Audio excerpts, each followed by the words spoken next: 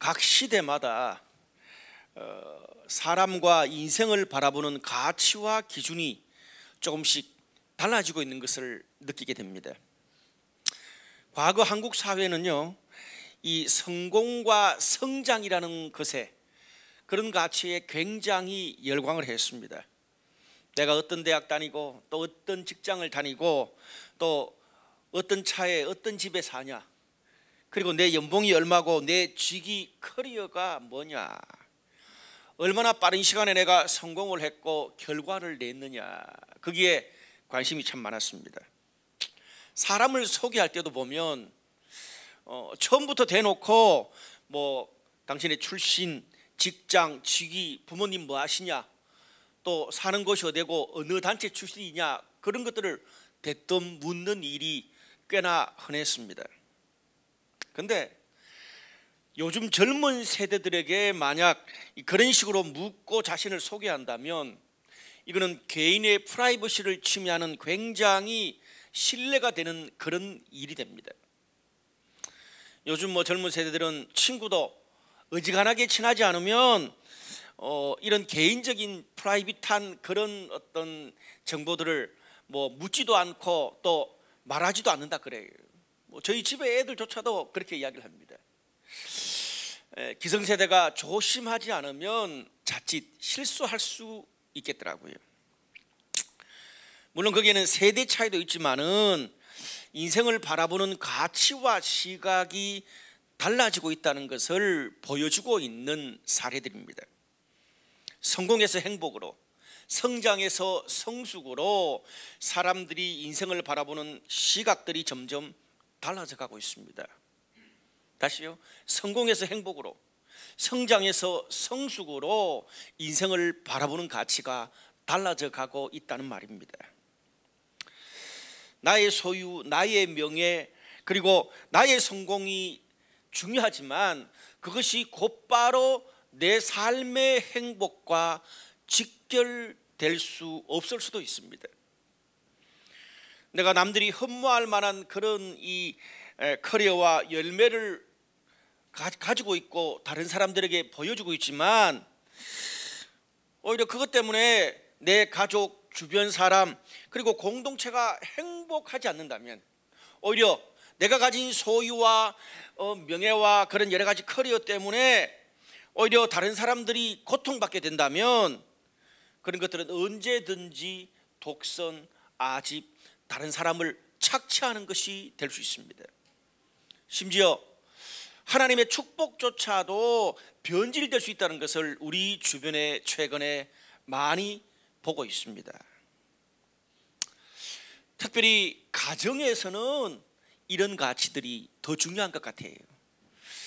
물론 우리가 가정을 또 이렇게 꾸려가고 자녀를 키우려면 세상에서 필요한 여러 가지 기본적인 커리어와 능력이 있으면 기회가 훨씬 많은 것도 사실입니다.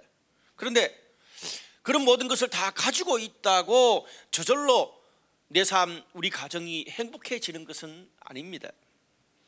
가족이란 것은요, 좋고 싫고 불확실한 모든 상황을 모두가 함께 겪기 때문에 우리 가족 안에서는 한 사람의 말 한마디, 인격, 태도, 작은 습관 하나까지 모두에게 다 드러날 수 있는 것입니다. 이런 서로의 다름, 또 서로의 갈등을 서로 받아주고 이해하고 조정해주는 그런 인격의 성숙함이 없이는 우리 가정이 행복이라는 공동의 목적지로 달려갈 수가 없습니다.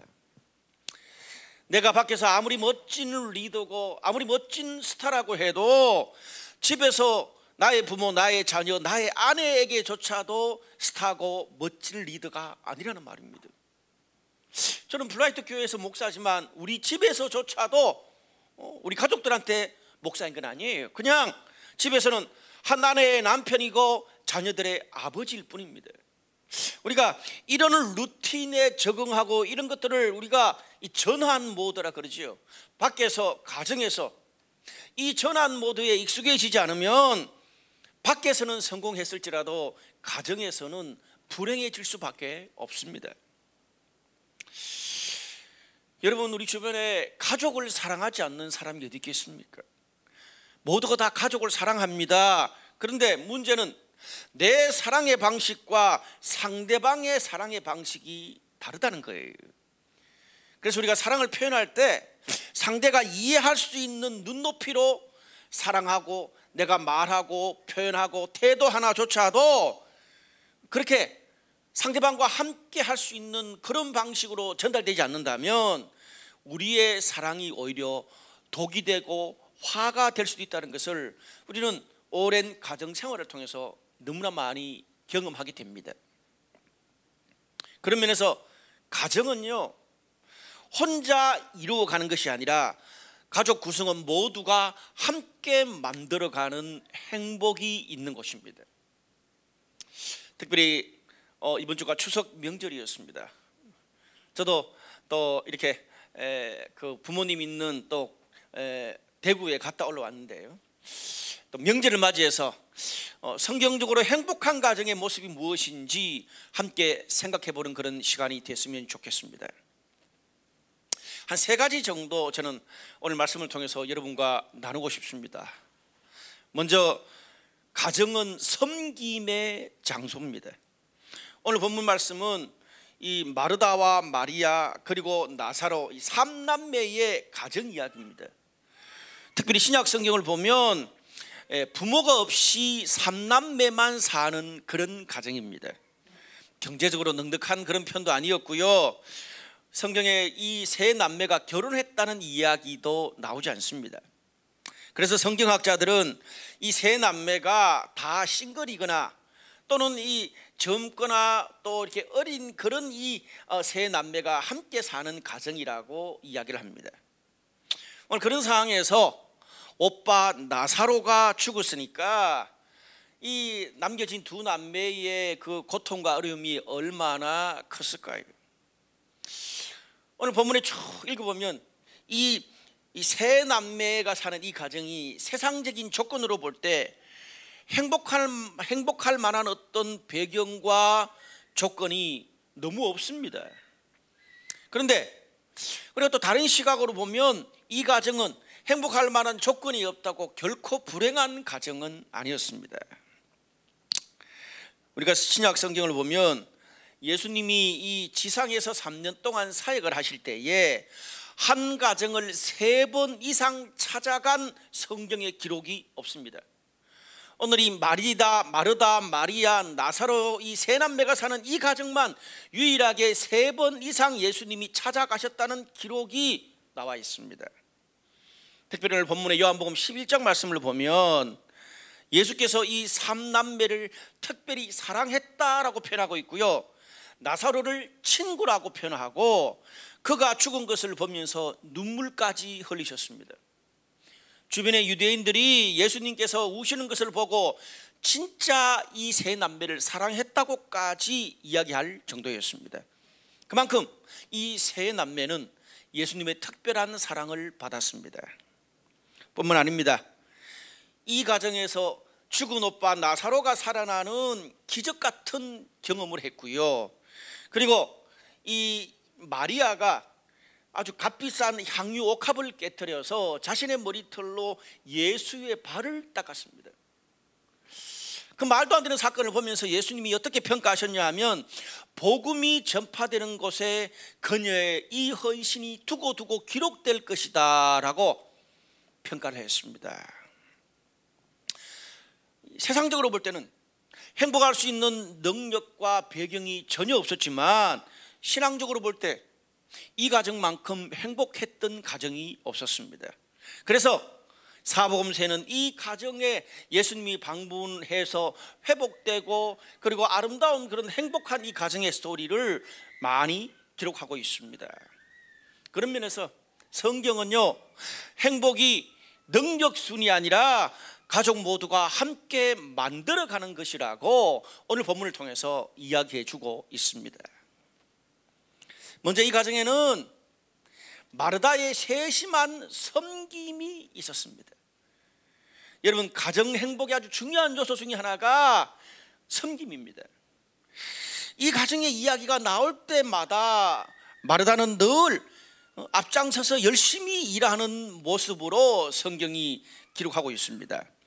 누가복음 10장 38절에 보니까 그들이 길을 갈 때에 예수께서 한 마을에 들어가심에 마르다라 이름하는 한 여자가 자기 집으로 영접하더라. 그에게 마리아라 하는 동생이 있어 주의 발치에 앉아 그의 말씀을 듣더니. 그리고 요한복음 11장 19절 20절 비슷한 말씀이 있어요. 많은 유대인이 마르다와 마리아에게 그 오라비의 일로 위문하러 왔더니 마르다는 예수께서 오신다는 말을 듣고 곧 나가 맞이하되, 빨리 가서 나가서 맞이했다는 거죠. 마리아는 집에 앉았더라. 예수님이 그 가정을 방문할 때마다 방문하는 족족 마리아는 빨리 나가서 예수님을 자기 집에 초대하고 또 모셨습니다. 그런데 그때마다 동생 마리아는 늘 집에 앉아 있었다고 표현하고 있습니다. 비교해요, 두 사람의 기질을. 오늘 성경에 보면 이 누가복음 10장을 보면 마르다가 예수님을 영접하고 난 다음에 예수님 모시고 와서 여기 저기 앉으세요. 그리고 막 집안일하고 음식을 막 준비하면서 그 바쁜 중에 마리아가 동생이잖아. 동생이 가만히 앉아 있는 것을 보고 화가 나서 예수님한테 불평할 정도로 마르다는 그 가정을 위해서 솔선수범해서 먼저 앞장서서 일하던 그런 여인이었습니다. 마르다의 이런 적극적이고 섬세한 섬김이 있었기 때문에 그 가정에 예수님을 초대할 수도 있었고 또 많은 사람들과 잔치를 벌일 수도 있었고 그렇게 됐습니다. 한마디로 마르다의 섬김 때문에 그 가정이 돌아가는 거예요. 자세히 보면 생각해 보세요. 오빠 나사로는 병들고 죽잖아요. 마리아는 늘 분위기 파악 못하고 앉아있어. 마르다는 진짜 그 집에서 일꾼이라, 일꾼. 흔히 우리가 사랑을 하려면 로맨스가 필요하지만 가정을 이루려면 돈 벌고 밥하고 빨래하고 살림살이하고 아이를 키우는 섬기는 손과 발이 필요하다고 이야기를 합니다. 과거에 남자들은 밖에서 일을 하고 돈 버는 것을 굉장히 중시했습니다. 반대로 가정에서 아내들이 가사노동하고 아이를 키우는 일을 굉장히 무시하던 그런 때도 있었습니다. 아니, 내가 밖에 나가서 뼈 빠지게 돈 벌어주는데 여보 당신은 집에서 살림살이하고 애 키우면서 그것도 못해? 과거에는 그런 이야기들 남자들이 꽤나 했습니다. 요즘 그러다가는 맞아 죽습니다. 사회 분위기가 많이 달라졌습니다. 요즘 젊은 부부들, 특별히 우리 교회에 있는 부부들을 보면 가사노동, 아이 키우는 데 있어서 남자 여자 일이 없습니다. 서로 잘하는 그것들을 하더라고요. 많이 달라졌죠. 여러분, 이 사람이요 안정적인 그런 멘탈 또 삶을 살아가는 태도를 가지려면 그가 살아왔던 가정의 환경과 정서적인 케어가 지대한 영향을 미칩니다. 연봉 수십억에 100평 아파트 살지는 못해도 그냥 먹고 자고 일어나서 학교 가고 직장 가는데 편안하고 안정감을 누릴 수 있는 그런 환경과 케어가 중요하다는 말입니다. 반복되는 일상의 가정 환경과 가족 간의 신뢰관계가 어린아이, 청소년, 청년, 부부, 노년이 되어서도 예측 가능한 습관과 멘탈로 자리 잡는 것은 다 그런 안정적인 가정 환경이 중요합니다. 저는 안정적인 가정 환경 그랬을 때 방금 말했듯이 정말 막 연봉 수십억, 100평, 외제차 그런 이야기를 하는 거 아니에요. 그냥 일상적으로 살아갈 수 있는 그런 안정적인 환경을 이야기하는 겁니다. 그런데 반대로 아이가 자라는데요, 집에 들어가면 부모님은 늘 바빠서 집에 없어요. 그리고 집에 들어가면 밤늦게까지 혼자서 모든 걸 다 해결해야 되고 청소년 시기에 외롭고 상처받고 혼란스러울 때에 옆에서 진정으로 자신을 지지해주고 케어해주는 가족이 없다고 생각해 보세요. 자라면서 뻑하면 이사가고 학교를 옮겨다니고 학원도 옮겨다니고 좀 친할만 하면 옮겨다니고 친할만 하면 옮겨다니니까 쉽지 않잖아요. 그것도 모자라서 집에 빚쟁이가 와가지고 막 협박을 하고 가족은 병들고 부모님이 뻑하면 싸운다. 그럼 어떻게 되겠어요? 청소년 시기에 민감하고 중요한 시기에 자녀들은 불안할 수밖에 없는 거예요. 매사에 어디 가도 적응하기 어려운 멘탈과 삶의 태도가 나도 모르게 자연스럽게 자리 잡게 되는 것입니다. 물론 그렇다고 모든 사람이 그런 건 아니에요. 근데 훨씬 더 그런 어려운 멘탈이 자리 잡기 쉬운 환경이 되는 거죠. 그래서 가정은요, 특급 호텔은 아닐지라도 우리 집 그런 생각을 하면 편안한 집밥, 그리고 쓰러져서 다음 날 정오까지 잠자도 되는 내 방, 마음껏 불평하고 욕할 수 있는 나의 든든한 지지 세력, 어머니의 품, 이런 것들이 떠올라야 행복한 가정이 될 수 있어요. 이것이 행복한 가정의 아주 중요한 기초라고 저는 생각합니다. 가정에서 마땅히 있어야 될 안정적인 환경과 케어 없이 모든 것을 돈으로 다 해결하니까 어려움이 생기는 거예요. 물론 임신, 육아, 질병 등 특별한 기간에는 또 다른 그런 특별한 그런 케어가 필요할 수 있죠. 근데 기본적으로 돈으로 해결할 수 없는 가정의 기본적인 환경과 케어는 굉장히 중요한 것입니다. 가정이 세워지려면요, 마르다처럼 일을 잘하고 일이 되게 하는 그런 사람이 가족 구성원 중에 꼭 있어야 돼요. 그것뿐 아닙니다. 이걸 또 가족 구성원들에게, 자녀들에게 가르칠 수 있어야 됩니다. 늘 받고 누리는 것만 가르쳐 주면 나만 아는 약삭 빠르고 이기적인 사람이 됩니다. 그게 진짜 사랑하는 게 아니거든요. 다른 사람에게 주고 봉사하고 솔선수범해서 섬기는 걸 가르쳐 줘야 다른 데 가서도 다른 사람과 공동체를 또 이끌고 함께 연합할 수 있는 리더로 자라갈 수 있습니다. 의사하면서 성경적인 상담과 치유의 세계적인 거장인 폴 투르니에는 봉사에 대해서 이런 말을 했습니다. 부모들이여, 당신의 자녀들에게 가르쳐야 할 모든 것 가운데서 특별히 봉사의 중요성을 가르치십시오. 그러면 그들은 누리고 받는 작은 기쁨보다 주고 섬기는 봉사의 큰 기쁨을 통해서 스스로의 프라이드, 자부심을 형성해 갈 것입니다. 오늘 저와 여러분, 우리의 가정이 섬김의 장소가 되기를 주님의 이름으로 축복합니다. 두 번째로, 가정은 영적인 장소입니다. 영적인 장소. 이 가정에는 일을 잘하고 잘 섬기는 마르다만 있는 게 아니었습니다. 누가복음 10장 39절에 보니까 마리아에 대해서 이렇게 표현합니다. 그에게 마리아라 하는 동생이 있어 주의 발치에 앉아 그의 말씀을 듣더니. 그리고 다른 성경 요한복음 11장 2절 그리고 32절에서 35절 보니까 이 마리아는 향유를 주께 붓고 머리털로 주의 발을 닦던 자요. 마리아가 예수 계신 곳에 가서 배웠고 그 발 아래 엎드려 이르되 주께서 여기 계셨더라면 내 오라비가 죽지 아니하였겠나이다. 예수께서 그가 우는 것을 보시고 불쌍히 여기사 예수께서 눈물을 흘리시더라. 마르다의 기질과 마리아의 기질은 우리가 잘 아는 것처럼 너무 달랐습니다. 마리아는요, 마르다처럼 일하고 섬기는 일에 센스가 있는 그런 사람이 아니었습니다. 마르다가 앞장서서 일할 때 늘 집에 앉았더라고 성경이 표현하고 있어요. 무슨 말입니까? 좀 요즘 스타일로 하면 이번 추석 명절에 막 친척 손님들이 와가지고 어머니가 정신없이 바빠서 막 일을 하고 있는데 뭐를 도와줘야 될지를 잘 안 보이는 거예요. 그리고 자기는 그냥 CBS 방송에 유명한 목사님 설교 틀어놓고 감동받고 은혜 받고 있어.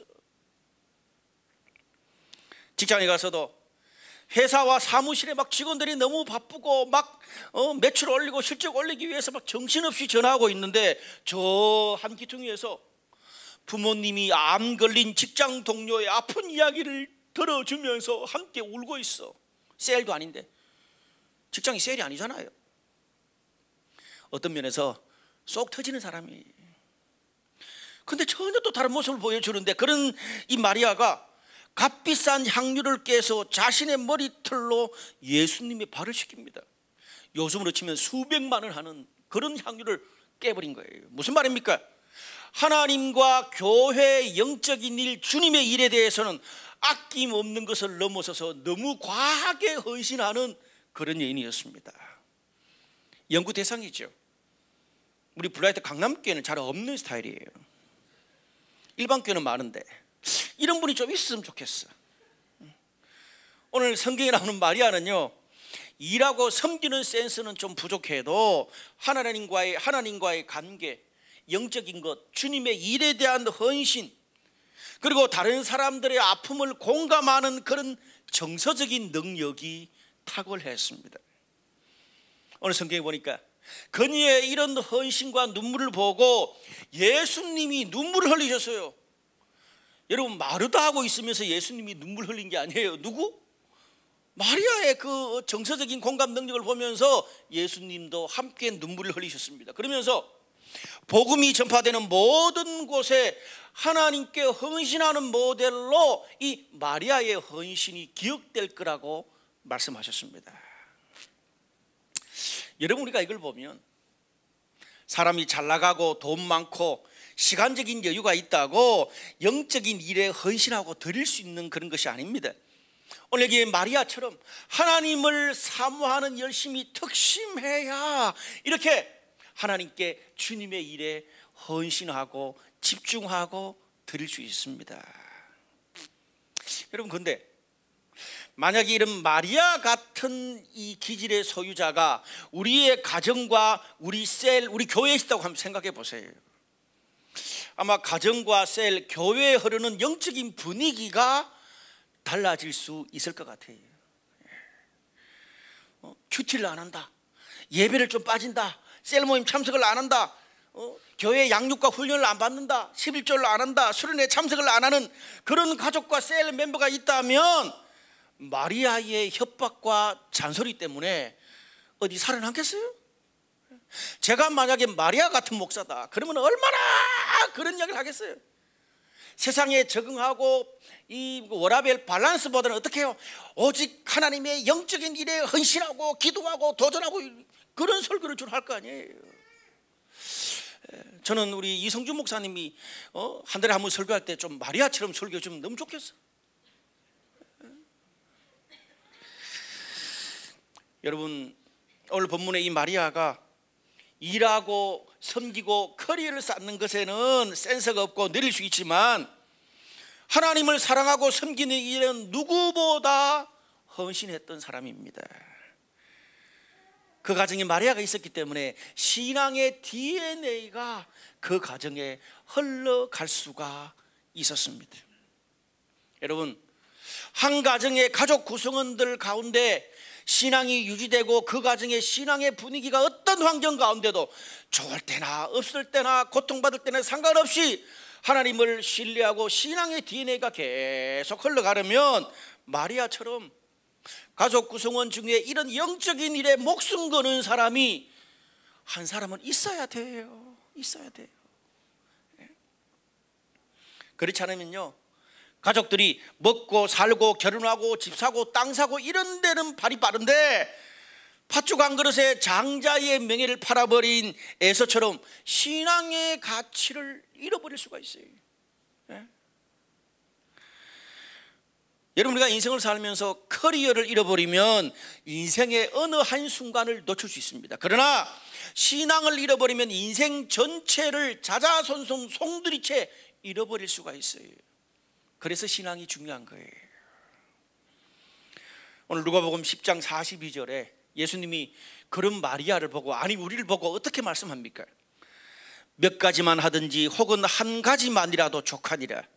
마리아는 이 좋은 편을 택하였으니 빼앗기지 아니하리라 하시니라. 무슨 말입니까?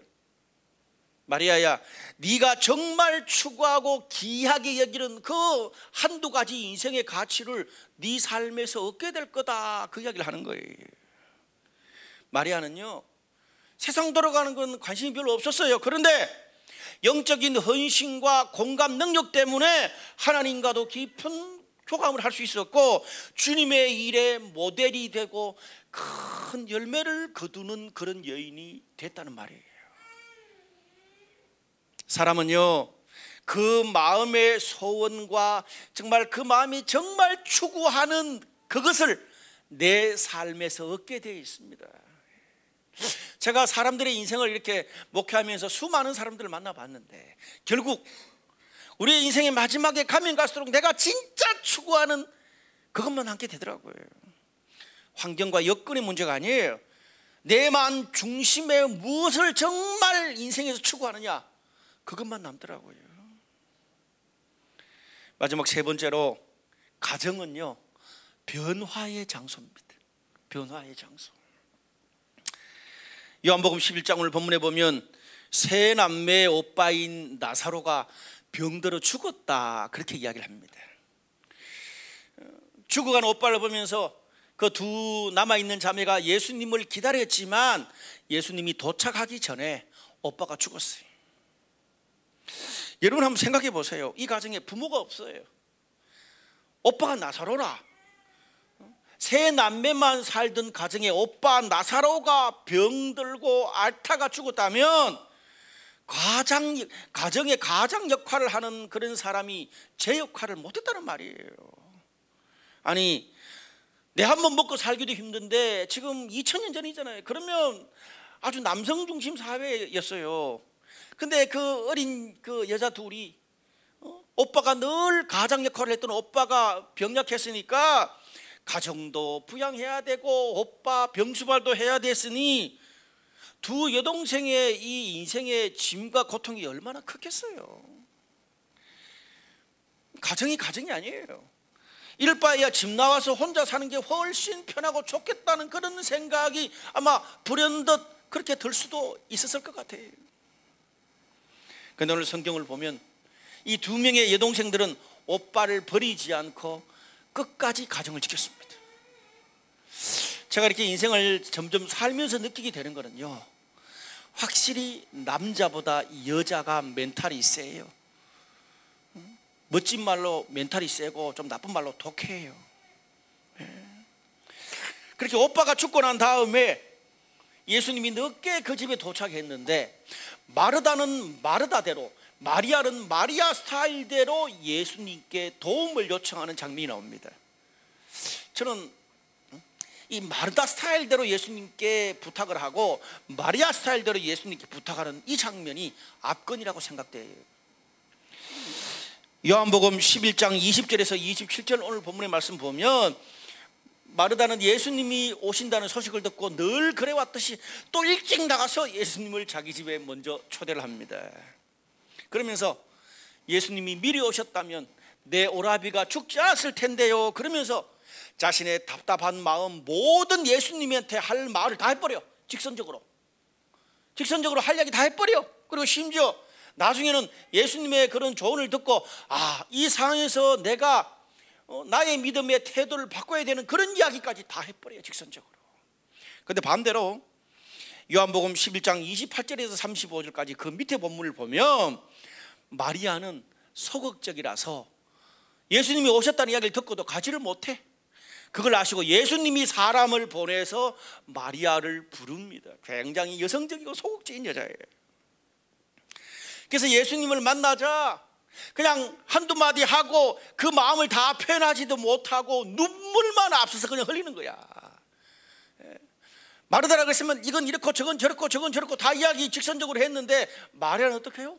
그냥 눈물만 흘리는 거야. 감정이 앞서니까. 그걸 보고 예수님이 감동을 하세요.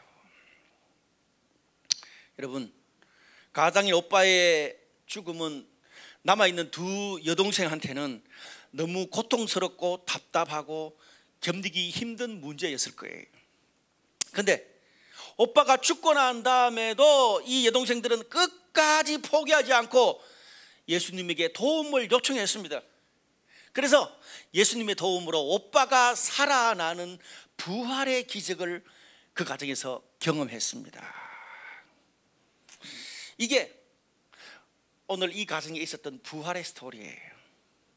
저는 우리의 가정에서 이렇게 죽었다가 살아나고 절망에서 희망으로 살아나는 이런 간증과 기억들이 우리들의 가정에 늘 있어야 된다고 믿습니다.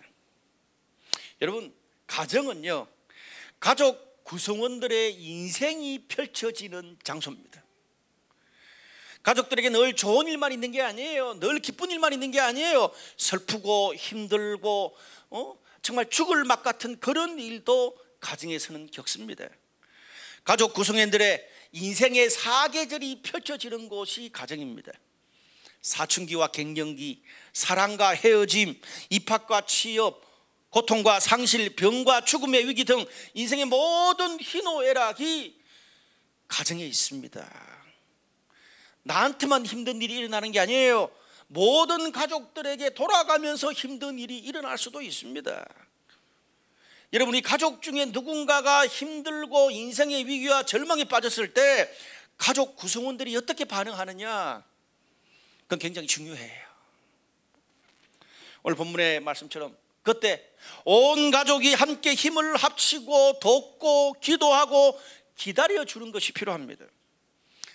오늘 이 마르다와 마리아처럼 인간의 힘으로, 자신의 힘으로 안 되면 그 문제를 가지고 주님께 나아가서 주님의 도움으로 가족을 살려내는 그런 부활의 기적을 경험하는 것이 우리 신앙의 가정에서는 중요한 겁니다. 쉬운 말로 하나님 도움으로 가족 구성원들의 인생과 영혼과 마음이 회복되는 스토리가 있어야 된다는 거예요.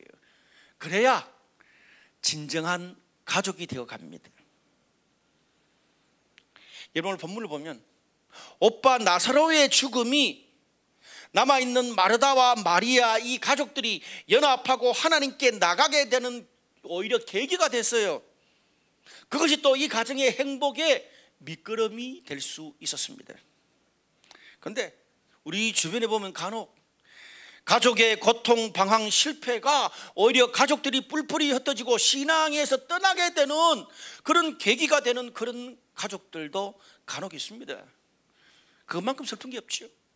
가족이 힘들 때 위로가 되고 도와주는 그런 가정이 아니라 그것 때문에 가족이 갈갈이 찢어진다면 그거는 진정한 가족이 될 수 없는 거거든요. 사랑하는 여러분,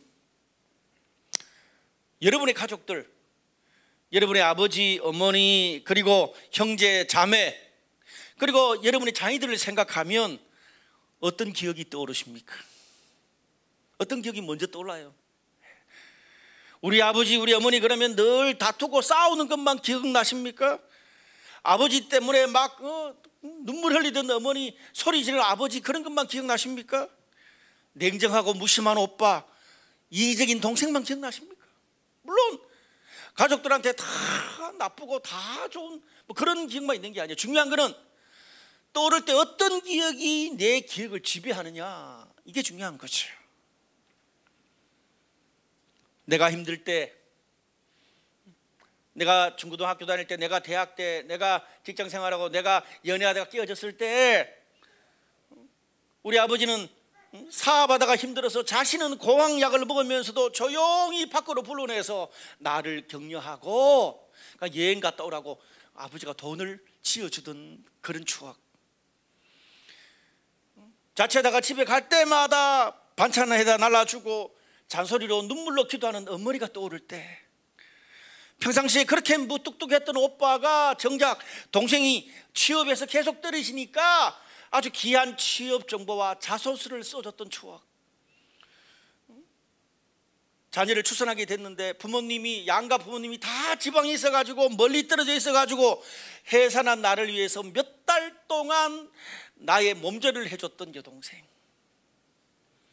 여러분, 우리가요 내 인생의 고통 한중간에서 돕고 기도해주고 함께해준 그런 가족들의 사랑, 섬김, 희생의 추억이 떠오를 수 있다면 그 가정은 진정한 행복한 가정인 줄로 믿습니다. 그런 가정은요, 가정이 고통의 장소가 아니라 고통이 있어도 변화의 장소가 될 수 있는 것입니다. 가족은요, 이렇게 고통을 함께 이겨내면서 가족의 신뢰를 쌓아갑니다. 오늘 이 자리에 있는 우리의 가족들, 우리의 가정을 생각해 보면 정말 나는 이런 섬김, 신앙적인 것, 변화의 장소였다, 그렇게 고백하는 사람도 있을 수 있지만 그렇지 못한 사람도 있습니다. 저도 저의 가정을 생각해 보면 그렇지 못한 것들이 굉장히 많았어요. 상처가 많았어요. 여러분, 그런 분들은 이제 내가 이룰 그런 가정에서는 오늘 마르다, 마리아, 나사로의 가정처럼 하나님께서 우리에게 보여주시는 그런 아름다운 모델이 되는 그런 가정을 꿈꾸고 기대하시기를 주님의 이름으로 축복합니다. 말씀의 결론을 맺을게요. 오늘 마지막으로 생각해 볼 문제는 가족 간의 서로 다른 기질의 문제입니다. 누가복음 10장 40절에서 42절 말씀을 보니까 이런 말씀이 있어요. 마르다는 준비하는 일이 많아 마음이 분주한지라 예수께 이르되 내 동생이 나 혼자 일하게 두는 것을 생각하지 아니하시나이까 그를 명하사 나를 도와주라 하소서. 주께서 이르시되 네가 많은 일로 염려하고 근심하나 몇 가지만 하든지 혹은 한 가지만이라도 족하니라. 마리아는 네 좋은 편을 택하였으니 빼앗기지 아니하리라 하시니라. 예수님이 오셔가지고 예수님을 접대도 해야 되지, 또 집안일도 돌봐야 되지, 음식도 해야 되는 나머지 너무 바쁜 마르다가 눈치 없이 세상 편하게 말씀만 듣는 동생 마리아를 보면서 예수님 쟤 좀 일하라고 꾸중해 주세요, 그렇게 말합니다. 그 마음이 이해갈 것 같아요. 그런데 오늘 예수님의 이 말씀, 예수님이 그렇게 불평하는 마르다한테 어떤 말을 합니까? 마르다야, 너처럼 몇 가지 일을 동시에 할 수 있는 그런 센스가 있는 사람이 있는가 하면 마리아처럼 한두 가지 집중하는 데만 에너지를 다 쏟는 그런 사람도 있다는 이야기예요. 그 말을 좀 이렇게 어렵게 합니다. 마르다는 아주 일하는 데 센스가 있었기 때문에 일하고 살림살이하고 사람 초대하고 동시다발적으로 여러 가지를 할 수 있어요. 그런데 마리아는 지 관심 있는 거 한두 가지 밖에는 다른 건 다 샷다를 내리고 사는 그런 스타일이라. 그래서 예수님 뭐라 그럽니까? 동생 마리아의 그런 부족한 모습에 답답해하지 말고 서로 잘하는 걸 하면 된다. 가정은 서로 잘하는 걸 하면 된다는 뜻이에요. 나와 다른 사람, 다른 기질의 부정적인 모습에 집중하지 말고 그걸 가지고 긍정적으로 조화를 이뤄서 가정의 시너지 효과를 만드는 그런 시각을 배우라, 그 뜻입니다. 일하는 것보다 하나님 말씀 듣는 게 우선이고 그런 게 아니고요. 그건 너무 극단적인 해석이고, 오늘 본문 말씀은 여러분, 오늘 마르다, 마리아, 나사로 이 가정을 자신의 기질로만 부정적 입장으로서만 보면 어떤 일이 생깁니까? 영적인 데 관심은 없고 늘 일만 하고 커리어만 찾고 다른 사람도 자기처럼 일 못한다고 센스 없다고 욕하는, 다른 사람 닥달하는 마르다가 있고요. 세상 만사 관심은 하나도 없고 성경만 보고 교회에서만 사는 꽉 막힌 말이야. 집안이 더러워지든지 자식이 들어오든지 말든지 상관없이 그런 말이야. 부모님도 없고 집안도 힘들어서 죽을 지경인데 가장의 역할은 못하고 늘 병 걸려가지고 온 가족을 힘들게 하는 오빠 나사로가 있는 불행한 가정이 돼요. 저는 이런 가정이라면 안 살고 싶어.